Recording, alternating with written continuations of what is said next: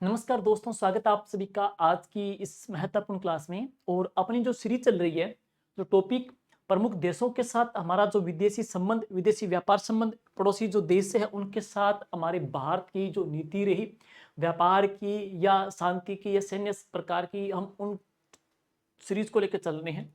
और उसी सीरीज के अंदर इससे पहले आपकी दो क्लासें हो चुकी है। एक पार्ट फर्स्ट हो गया, पार्ट टू हो गया, भारत पाकिस्तान का पढ़ा, भारत यूएसए का हमने पढ़ा।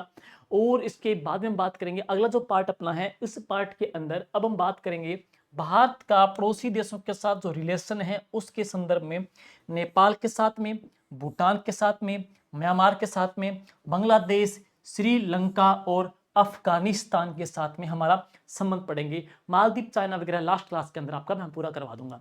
तो ये क्लास बहुत इंपॉर्टेंट है। सेकंड ग्रेड का आपका फर्स्ट पेपर के अंदर जो नया टॉपिक जोड़ा है, भारत का विदेशी जो नीति, विदेशी जो पड़ोसी देश है उनके साथ हमारा जो रवैया रहा है, किस प्रकार की नीति है, उन क्लास आपके सेकंड ग्रेड के एग्जाम के लिए बहुत इंपॉर्टेंट है। जिसकी दो सीरीज पूरी हो चुकी है, पार्ट थर्ड है, पढ़िएगा। कंप्लीट 4 पार्ट होते ही सभी की एक साथ A4 PDF टेलीग्राम के अंदर अपलोड हो जाएगी। तो चलिए शुरुआत करते हैं। सबसे पहले मैं बात करूंगा भारत और नेपाल के साथ संबंध। सबसे पहले पढ़ेंगे जो नेपाल है, नेपाल के साथ भारत के जो रिलेशन, नेपाल 2015 के बाद में 2015 से ये जो नेपाल है यह एक प्रकार से संघीय लोकतांत्रिक, इससे पहले राजतांत्रिक, लोक 2015 से यह लोकतांत्रिक, गणतंत्रात्मक और संसदात्मक देश बना है। यानी कि 2015 के बाद में संघीय लोकतांत्रिक गणतंत्रात्मक जो देश बना है वो नेपाल बना है। और नेपाल है एक प्रकार से बफर स्टेट है, यानी कि इंडिया और जो चाइना है दोनों प्रत्यक्ष तौर पे नहीं है, दोनों की जो बिटवीन है वो स्टेट कौन सा है, तो वो नेपाल है। तो नेपाल एक प्रकार से बफर स्टेट है जो कि किस किस के बिटवीन है, भारत और चाइना के बिटवीन है। और इसके पश्चात हम आगे बात करेंगे नेपाल के बारे में। तो यह क्या है, एक प्रकार से लैंडलॉक देश है, कोई समुद्री सीमा नहीं है, चारों ओर से क्या है, भूमि है। तो यह एक प्रकार से लैंडलॉक देश है।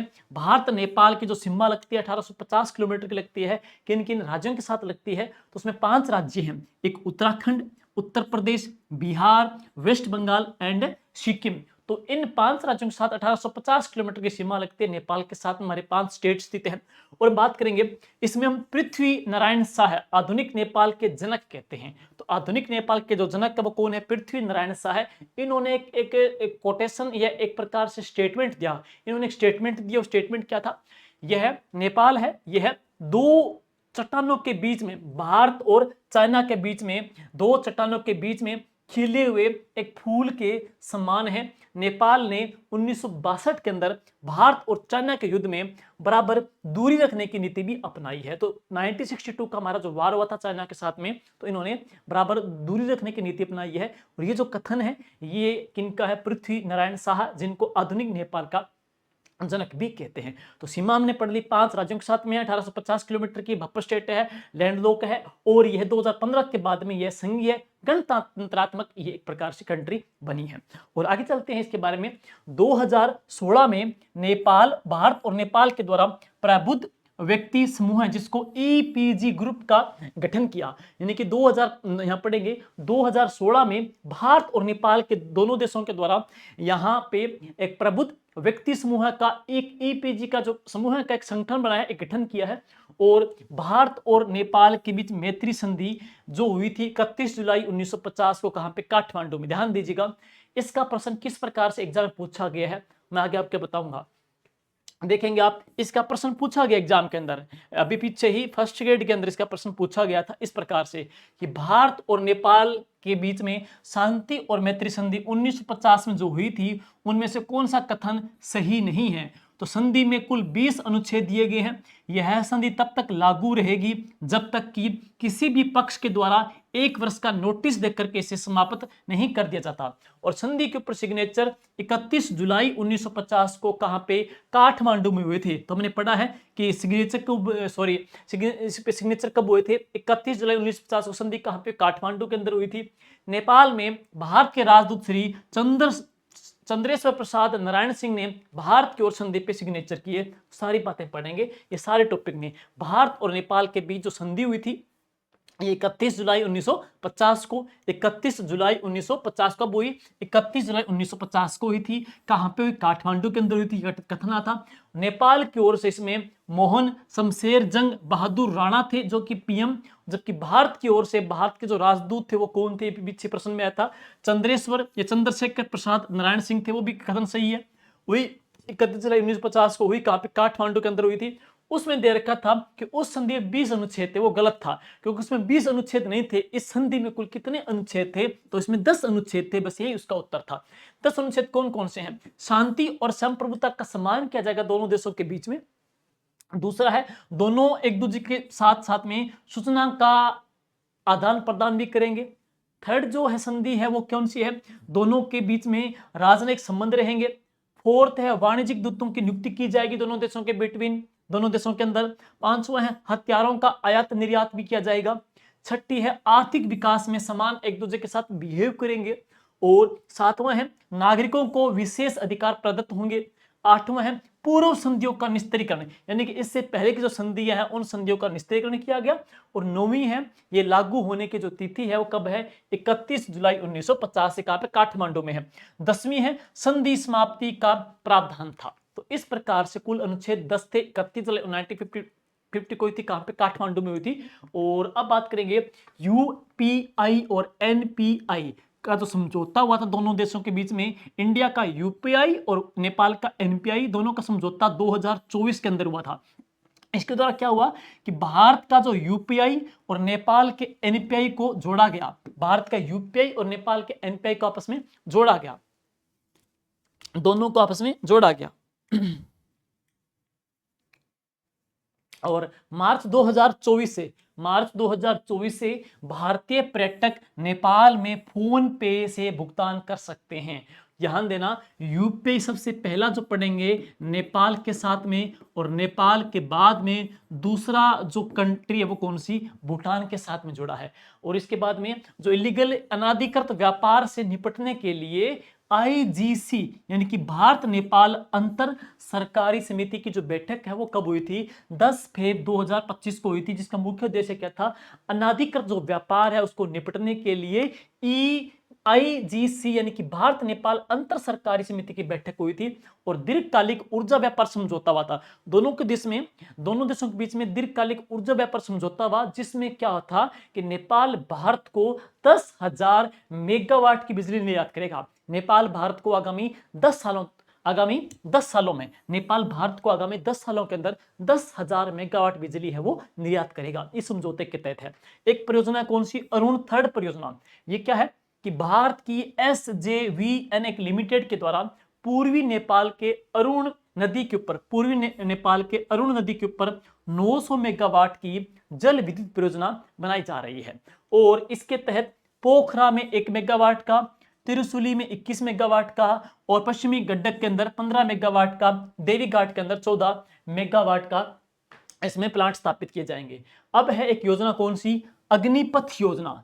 ये बहुत महत्वपूर्ण है। अग्निपथ योजना, अग्निवीर योजना, अग्निपथ योजना यानी कि 4 वर्षीय अग्निवीरों की जो भर्ती के ऊपर नेपाल ने इसे 1947 के त्रिपक्षीय समझौते का उल्लंघन माना है। जो अग्निवीरों की भर्ती की जा रही है 4 सालों की, जिसको 1947 की त्रिपक्षीय समझौते का उल्लंघन माना गया है। और इसमें गोरखा की जो भर्ती के ऊपर है वो रोक लगा दी गई। जो गोरखा की भर्ती की जाती थी उसके ऊपर रोक लगा दी गई है, जिसको 1947 की त्रिपक्षीय जो समझौता था इसका उल्लंघन माना है, जो कि 4 सालों की अग्निवीरों की भर्ती होती है। नेक्स्ट है रक्सौल, जो कहां पे? रक्सौल बिहार से लेकर के अमेलखंज नेपाल तक इलेक्ट्रिक रेल ट्रैक बिछाया जाएगा। दोनों के बीच में रक्सौल से लेकर के अमेलखंज तक का है एक इलेक्ट्रिक रेल ट्रैक है वो बिछाया जाएगा। नेक्स्ट इसके बाद में मोतीहारी बिहार से लेकर के अमेलखगंज नेपाल तक ऑयल पाइपलाइन बिछाई जाएगी। और नेक्स्ट है दोनों के बीच में जल संसाधन जो समझौते हैं वो कौन कौन से हुए हैं भारत और नेपाल के बिटवीन। तो एक तो है शारदा बांध बनाया जाएगा, किस नदी के ऊपर? सुस्ता नदी के ऊपर। कोसी नदी का समझौता वो 1954 के अंदर हुआ था। नेक्स्ट है गंडक नदी समझौता जो कि 4 दिसंबर 1959 को हुआ था। एक टनकपुर परियोजना दोनों के बीच में। एक ऑपरेशन मैत्री जो नेपाल में भूकंप आ गया, तो नेपाल में भूकंप के बाद में पुनर्निर्माण के लिए भारत के द्वारा चलाया गया एक ऑपरेशन रेस्क्यू जो अभियान था, उसको नाम क्या दिया, ऑपरेशन मैत्री नाम दिया गया है। और आगे है, दोनों देशों के बीच में सीमा विवाद कौन कौन सा, कितने वर्ग किलोमीटर ये सीमा का है, तो यहां पढ़ेंगे सुगोली संधि। एक संधि हुई जिसको बोलते हैं सुगोली संधि, जो 1816 के अंदर हुई थी। इसके द्वारा भारत और नेपाल के मध्य सीमा रेखा तय की गई थी। सीमा रेखा तय हुई थी सुगोली संधि के तहत। और महाकाली नदी को नेपाल की पश्चिमी सीमा माना गया है। और इसके तहत हम क्षेत्र पढ़ेंगे, एक तो काला पानी, लिपुलेख और लिप्याधुरा का, जिसमें 372 वर्ग किलोमीटर का सीमा विवाद है, जबकि सोस्ता नदी का जो विवाद है वो 145 वर्ग किलोमीटर का है। और इसके अलावा भारत और नेपाल के बीच में 606 वर्ग किलोमीटर का सीमा विवाद भी चल रहा है। और 2019 में कश्मीर में बदलाव के बाद में भारत ने जो नया नक्शा जारी किया ना, 2019 के में कश्मीर में जो बदलाव के बाद भारत ने जो नया मैप नक्शा जारी किया है, उसमें काला पानी को शामिल किया। ध्यान देना, उसमें क्या है, काला पानी को शामिल किया गया नए नक्शे के अंदर।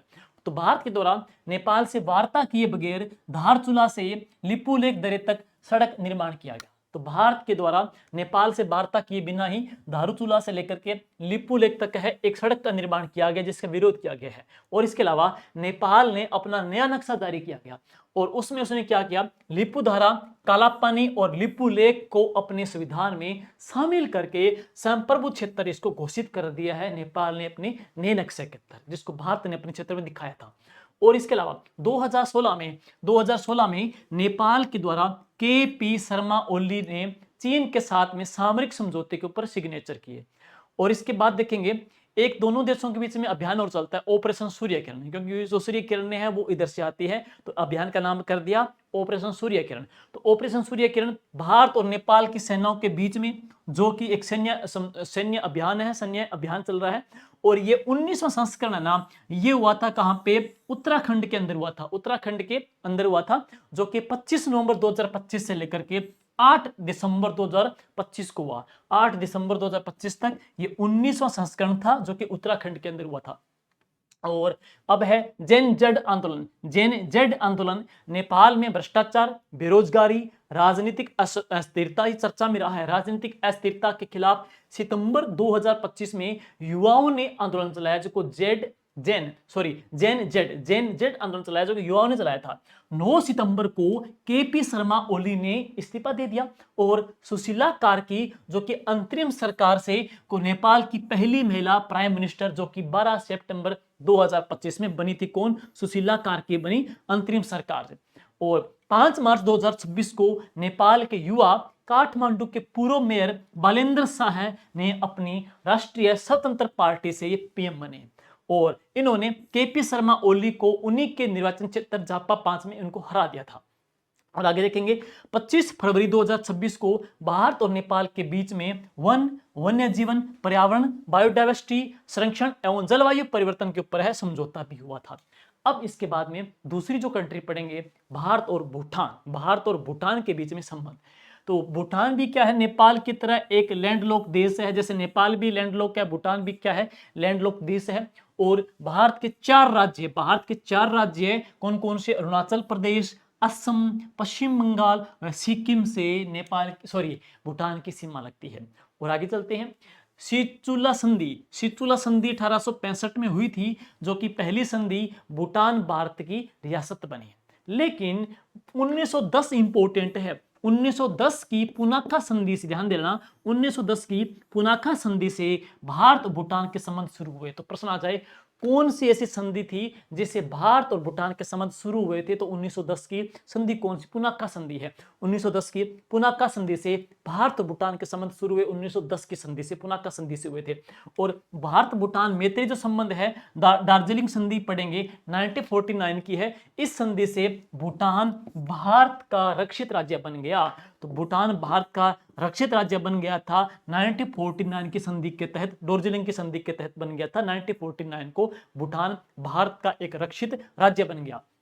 भारत भूटान की मित्रता जो संधि है, ये है 2007 की, 1949 की। 1949 की संधि के स्थान पर एक नई संधि बनाई गई और 1949 की संधि के अनुच्छेद 2 में था कि भूटान की विदेश नीति भारत के मार्गदर्शन भूटान की विदेश नीति भारत की मार्गदर्शन में बनेगी। लेकिन 2007 की संधि 1949 में था कि भूटान की जो विदेश नीति है भारत के मार्गदर्शन में बनेगी, लेकिन 2007 की जो पॉलिसी थी ना उसमें मार्गदर्शन की बजाय एक शब्द रिप्लेस कर दिया, कौन सा, सहयोग, कि भारत के सहयोग को शामिल कर लिया, मार्गदर्शन हटा दिया, सहयोग ऐड कर दिया। 1947 को रिप्लेस करके 2007 को इसमें जोड़ा गया है, मार्गदर्शन को हटा करके सहयोग शब्द को जोड़ दिया गया। और आगे चलेंगे, भारत नेपाल की संधि में भी 10 अनुच्छेद थे, भारत भूटान की इस संधि में भी कितने हैं, 10 अनुच्छेद हैं। और बात करेंगे वो काठमांडू के अंदर हुई थी और यहां बात करेंगे 8 फरवरी 2007 को नई दिल्ली में हुई थी। तो ये संधि हुई थी नई दिल्ली के अंदर, वह पड़ी थी आपने काठमांडू में, ये नई दिल्ली में, उसमें 10 अनुच्छेद, इसमें भी कितने, 10 अनुच्छेद हैं। भारत नेपाल ही भारत भूटान के बीच में, इसमें भारत की ओर से प्रणब मुखर्जी थे, जबकि भूटान की ओर से यहां पढ़ेंगे लियोनोपो खांडू वांगचुंग थे। और भूटान के 52 देशों और यूरोपियन यूनियन के साथ में राजनयिक संबंध है। अब एक बात करेंगे 1971 के बाद में, 1971 के बाद में भूटान, 1971 के बाद में भूटान यूएन का सदस्य भी है। 1971 के बाद में भूटान यूएन का सदस्य भी है, ये और देख लेना। और अब इसके बाद में जो अनुच्छेद थे संधि के, जो 10 अनुच्छेद थे वो कौन से हैं। आर्टिकल जो फर्स्ट है वो क्या कहता है, स्थायी शांति और मित्रता, संप्रभुता और क्षेत्रीय अखंडता का सम्मान। आर्टिकल 2 है, राष्ट्रीय हितों से जुड़े मुद्दों के ऊपर परस्पर सहयोग किया जाएगा। आर्टिकल 3 कहता है व्यापार आर्थिक सहयोग को बढ़ा दिया जाएगा।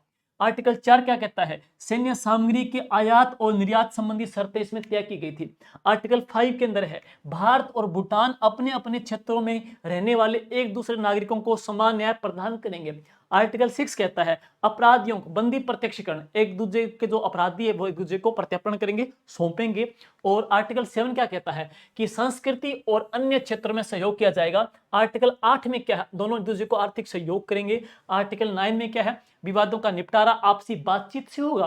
और आर्टिकल 10 कहता है संधि का लागू होना और इसकी अवधि हस्ताक्षर के 1 महीने के भीतर थिम्पू में स्वीकृति पत्रों के आदान प्रदान के साथ साथ ये संधि लागू होगी। और यह तब तक वैध रहेगी जब तक दोनों देश अपनी आपसी सहमति में इसे बदले या फिर इसको खत्म न करें। तो इसके कुल 10 इसके आर्टिकल पढ़ेंगे। ये हुई कहां पे, नई दिल्ली के अंदर थी, भारत की ओर से प्रणब मुखर्जी थे और इसके हमने 10 कंडीशन पढ़ ली है। और अब आगे चलेंगे, दोनों देशों के बीच में जो व्यापार समझौता है वो कौन कौन से व्यापार समझौते हुए हैं। तो यहां देखेंगे मुक्त व्यापार एवं पारगमन समझौता जो कि 1972 को हुआ था और 1972 में यह 10 सालों के लिए लागू किया गया था। 2000 देखो 1972 में ये 10 सालों के लागू हो गया था, 1972 मतलब 1982 तक था। लेकिन 2016 में 5वीं बार संशोधन करके इसको 2026 तक इसको वैध कर दिया गया। थोड़ा देख लेना, अपडेट है। और भूटान भारत में 80% वस्तुओं का आयात करता है। तो भूटान भारत की जो चीजें बनी हुई है, भारत की 80% चीजों का जो आयात है वो कौन करता है, भूटान करता है। और भूटान की जो अर्थव्यवस्था जल विद्युत के ऊपर भी डिपेंड है।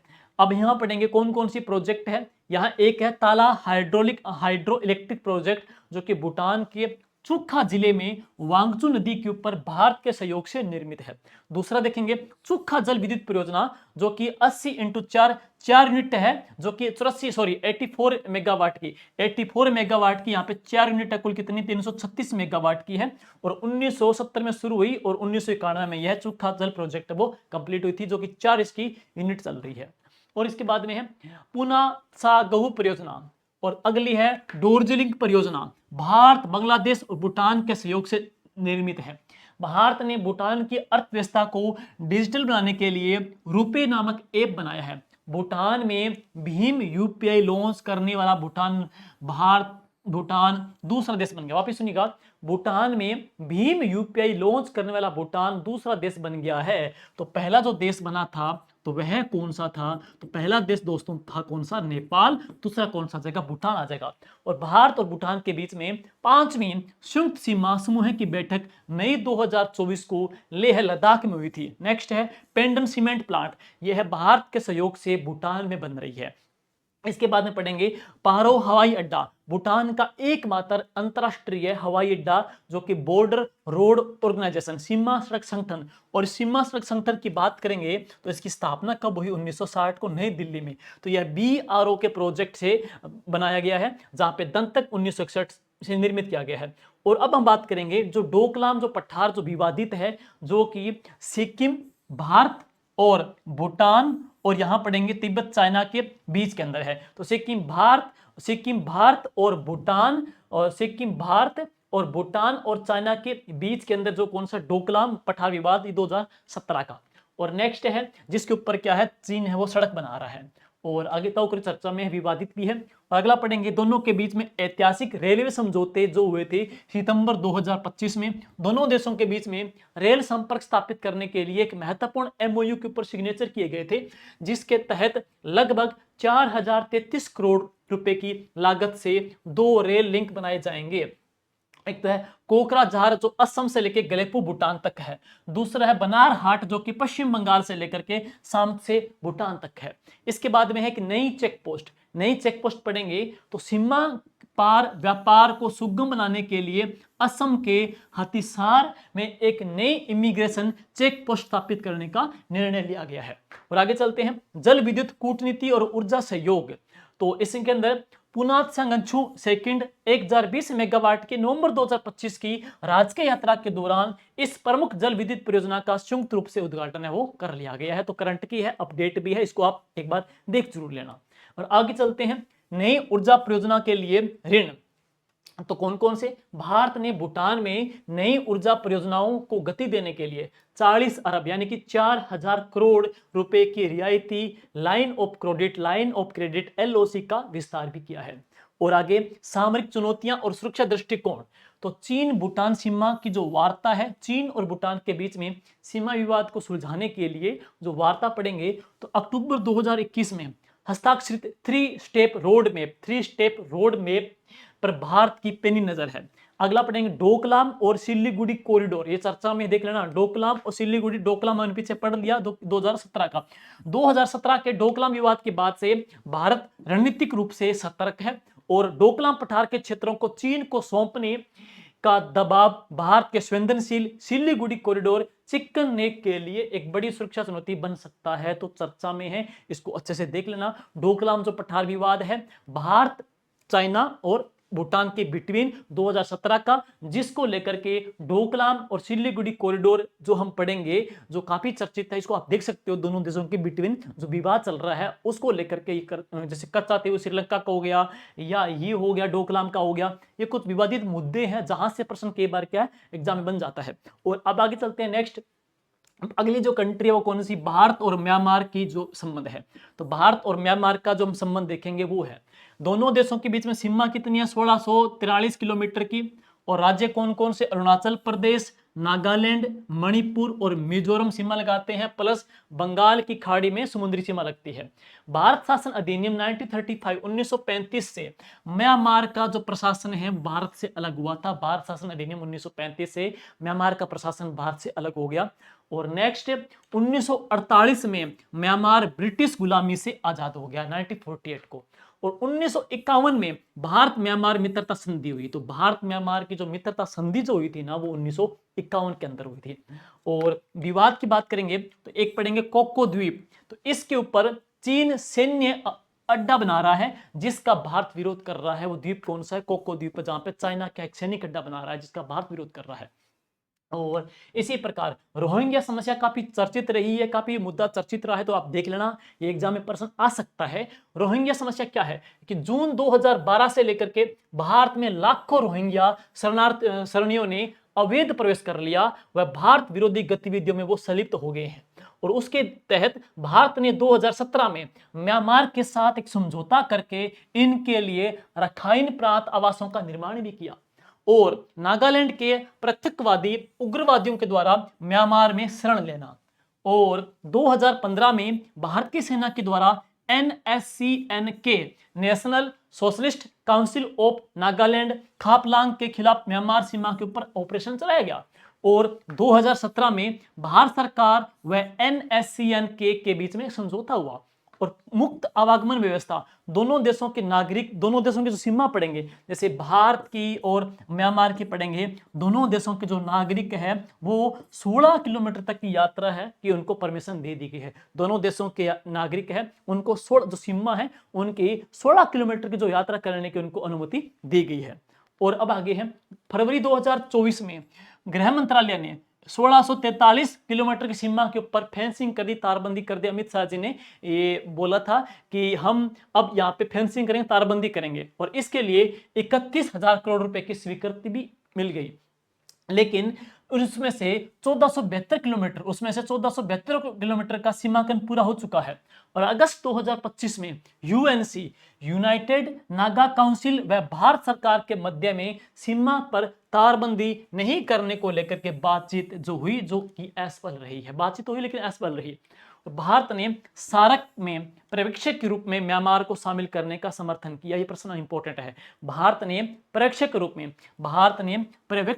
में म्यांमार को सार्क में शामिल करने का समर्थन किया। और म्यांमार सार्क में शामिल कब से हुआ? तो 2008 में म्यांमार इसमें शामिल हो गया, जिसमें भारत ने इनका समर्थन किया। 2008 के अंदर म्यांमार इसका पार्ट बन गया, भाग बन गया है। 2008 इसको आप देख लेना। नेक्स्ट है परियोजना पढ़ेंगे कौन कौन सी है। तो परियोजना की बात करेंगे तो यहां पढ़ेंगे Kaladan multi modal transit transport योजना। इसके लिए 2008 में समझौता हुआ था। हल्दिया कोलकाता से सीते बंदरगाह म्यांमार तक 523 किलोमीटर का समुद्री मार्ग है। आगे पढ़ेंगे जल मार्ग, तो सीतवे बंदरगाह से चीन राज्य कलादीन नदी तक 158 किलोमीटर का। सड़क मार्ग कौन कौन से हैं? पलेतवा से लेकर जोरिनपुई भारत म्यांमार की सीमा जो कि 110 किलोमीटर की है, और जोरिनपुई से लेकर के लोंग तलाई मिजोरम तक ये 100 किलोमीटर की सीमा का ये सड़क मार्ग है। और अब पढ़ेंगे भारत म्यांमार थाईलैंड त्रिपक्षीय राजमार्ग जो परियोजना जो कि 1360 किलोमीटर की है। भारत म्यांमार थाईलैंड त्रिपक्षीय राजमार्ग जो परियोजना 1360 किलोमीटर की है। इसके तहत मोरेह मणिपुर को बागो म्यांमार के माध्यम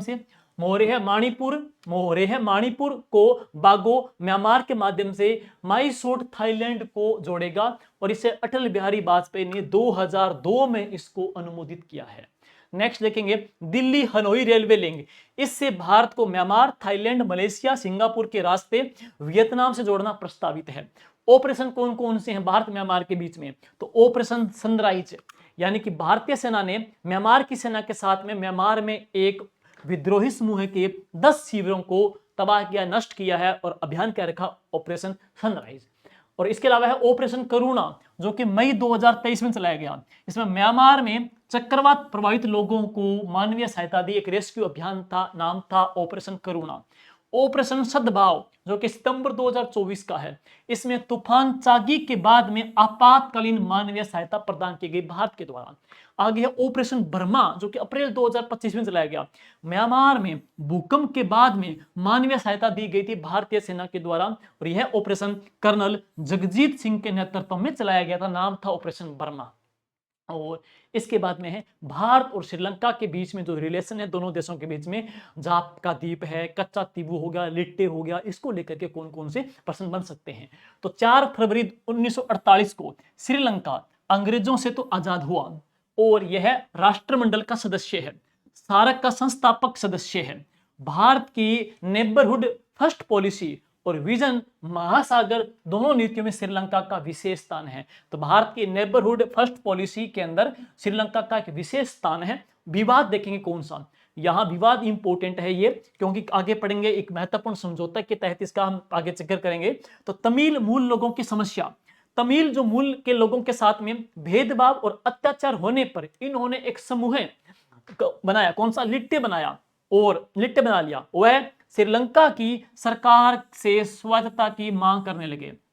वापिस पढ़ेंगे तो तमिल मूल के लोगों के साथ भेदभाव अत्याचार होने पर इन्होंने अपनी स्वायत्तता चाही श्रीलंका से, और एक अपना अलग से संगठन बना लिया, नाम क्या रखा? लिट्टे रखा। और श्रीलंका सरकार और लिट्टे का बीच में समझौता हुआ, कौन कौन से समझौते हुए हैं? एक यहां पढ़ेंगे नेहरू कोटा वाला समझौता जो कि 1954 में हुआ, एक कोलंबो प्रस्ताव जो कि 1962 का है, एक शास्त्री भंडार नायके समझौता 1964 का है, और इसके बाद में है इंदिरा भंडार नायके समझौता 1974 का, और इसके बाद में 1971 में, महत्वपूर्ण है, 1971 में भारत ने श्रीलंका सरकार को सैन्य सहायता प्रदान की थी, और 1986 के अंदर ऑपरेशन ईगल से जापका में खाद्य सामग्री गिराई गई थी। वहां पे जापका में भारतीय सेना के द्वारा जापका में खाद्य सामग्री गिरवाई गई। और राजीव गांधी जयवर्धने समझौता जो कि जुलाई 1987 में हुआ था, इसमें क्या है, लिट्टे से आत्मसमर्पण करवाया गया। तो वहां का जो संगठन था लिट्टे, उससे आत्मसमर्पण करवाया जाएगा और वे श्रीलंका में भारतीय शांति सेना भेजी जाएगी, इस समझौते के तहत था बात हुई थी। नेक्स्ट है भारतीय की जो शांति सेना थी जिसको IPK अब बोलते हैं, यह 1987 से लेकर 1990 तक श्रीलंका में रही थी। 1987 से लेकर के 1990 तक ये श्रीलंका में रही थी भारतीय शांति सेना। और भारत के लिए यह वियतनाम सिंड्रोम था। 1990 में BP सिंह ने IPKF वापस बुला ली थी, और इसी लिट्टे के सदस्य ने 1991 में राजीव गांधी की हत्या कर दी, और राजीव गांधी की हत्या कर दी, और 2009 में लिट्टे को पूर्ण रूप से समाप्त कर दिया गया। अब है कच्चा तीबू विवाद, जो कि तमिलनाडु के अंदर एक प्रकार से वहां के मछुआरों का द्वीप है, जिसका नाम क्या, कच्चा तीबू विवाद है।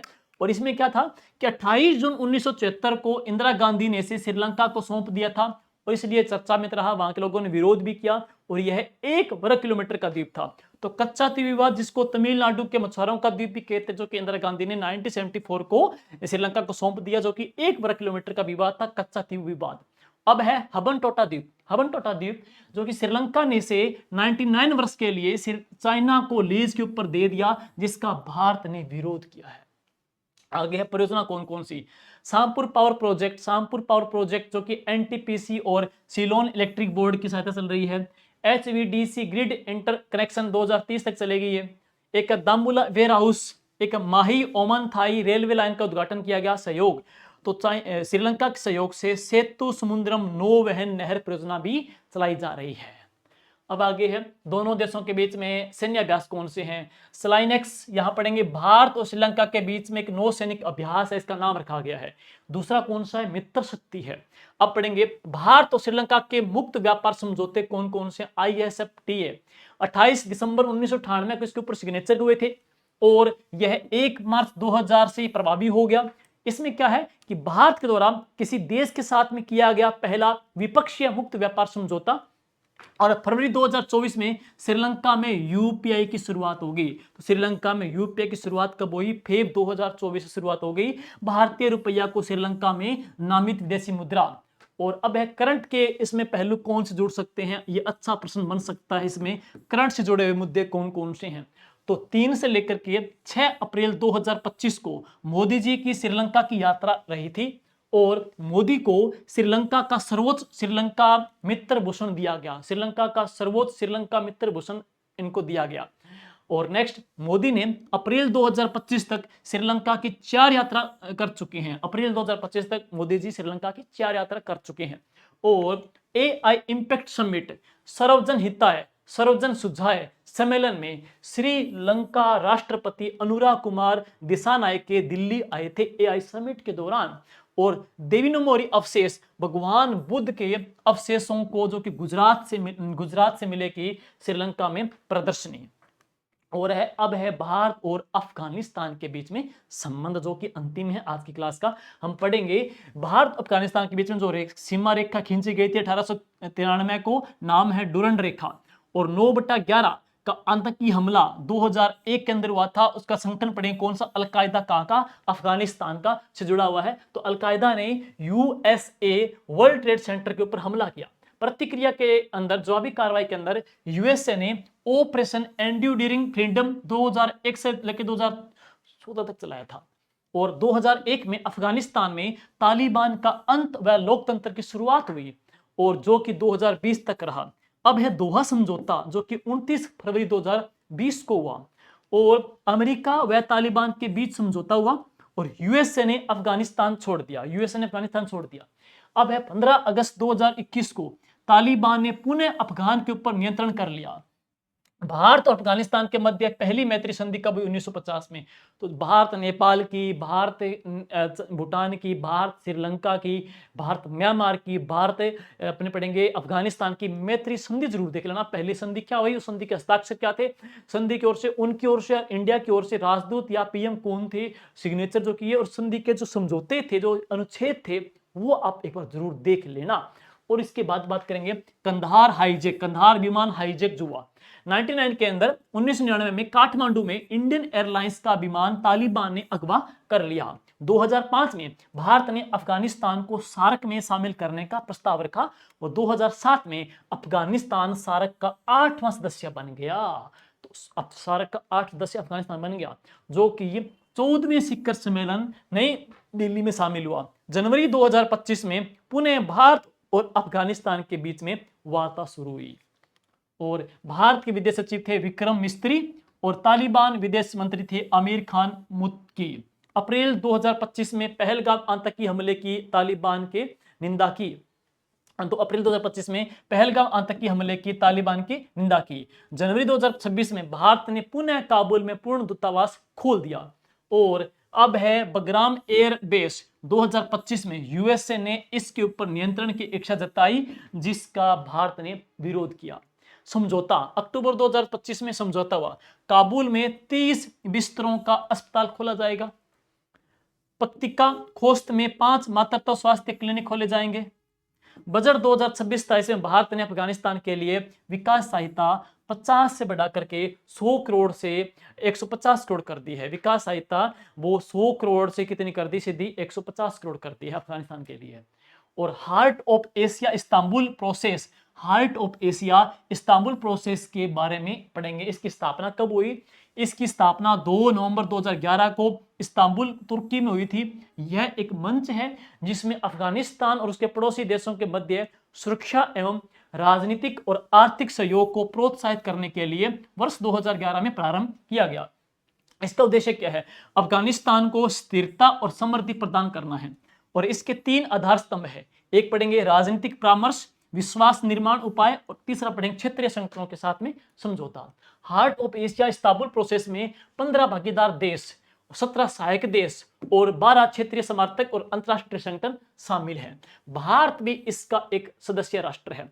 वर्ष 2016 का 6वां हार्ट ऑफ एशिया सम्मेलन भारत के अमृतसर में हुआ था और इसका मुख्य उद्देश्य था आतंकवाद को खत्म करना था। और आगे चलेंगे, हार्ट ऑफ एशिया इस्तांबुल प्रक्रिया का 9वां मंत्री स्तरीय सम्मेलन 30 मार्च 2021 को दुशांबे तजाकिस्तान के अंदर आयोजित किया गया था, जिसका विषय थीम थी शांति और विकास के लिए आम सहमति को मजबूत करना था। और अब कुछ क्वेश्चन है जो मैंने बता ही दिया कि भारत नेपाल की संधि में कितने अनुच्छेद, 10 अनुच्छेद, इसने कितना मान लिया, 20 मान लिया, ये उत्तर आ जाएगा।